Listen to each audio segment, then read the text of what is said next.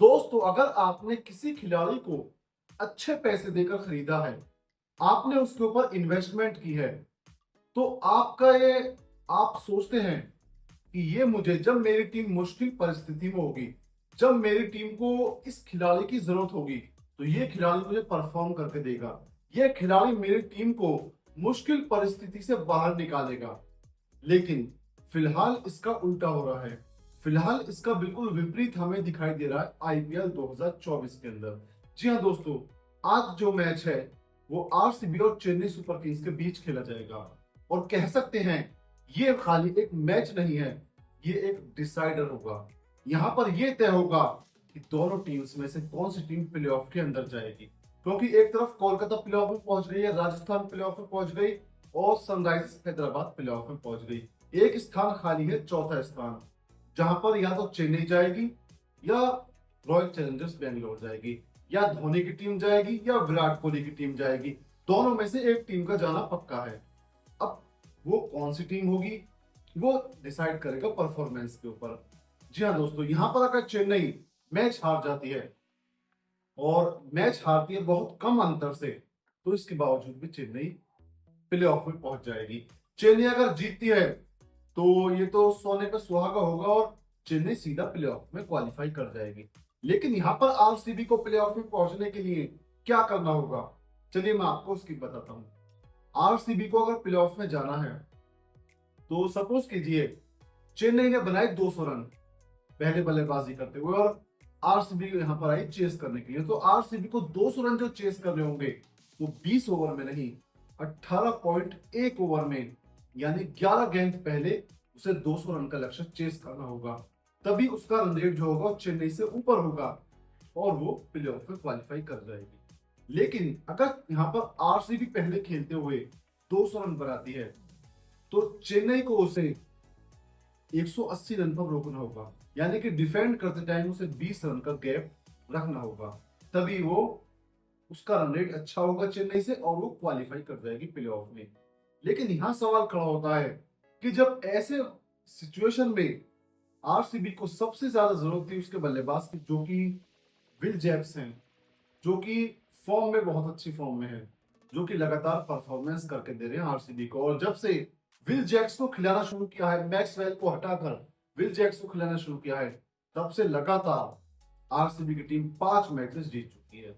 तो कहीं ना कहीं कह सकते हैं विल जैक्स के साथ आरसीबी के लिए लक भी आया और परफॉर्मेंस भी आई। उन्होंने शतक भी ठोक कर दिया और एक अच्छी शुरुआत भी कर देते हैं। तो कहीं ना कहीं कह सकते हैं विल जैक्स का होना ऐसे डिसाइडर मैच में बहुत जरूरी था।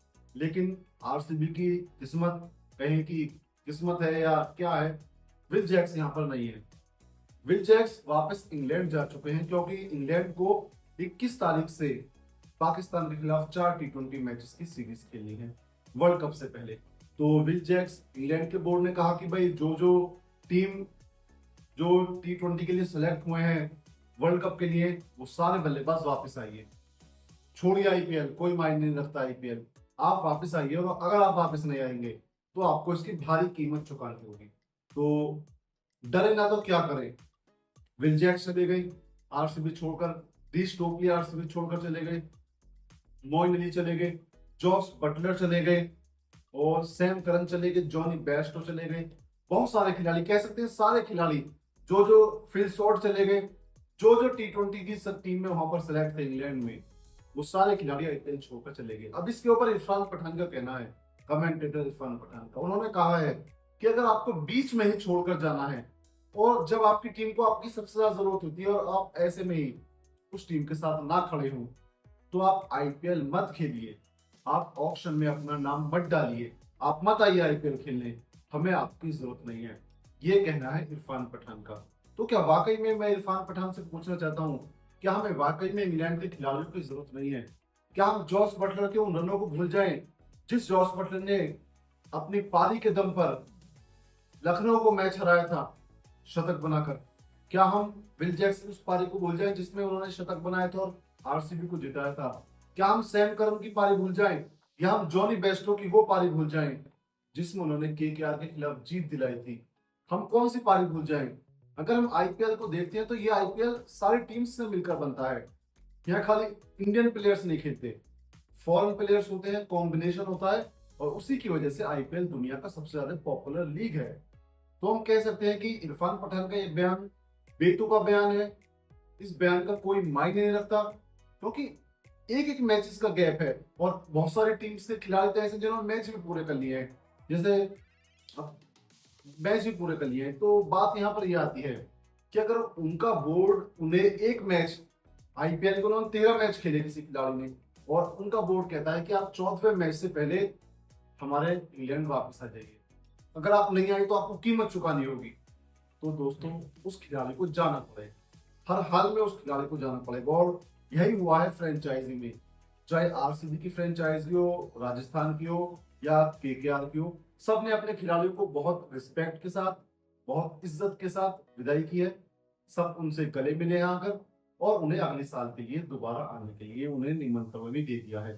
तो कहीं ना कहीं कह सकते हैं फ्रेंचाइजी खुश है इस चीज से, टीम्स के मेंबर्स खुश हैं, कोच खुश है, कप्तान खुश है। इरफान पठान क्यों खुश नहीं है ये मैं नहीं जानता, लेकिन आप मुझे बताएं कि इरफान पठान को इस चीज से क्या दिक्कत है।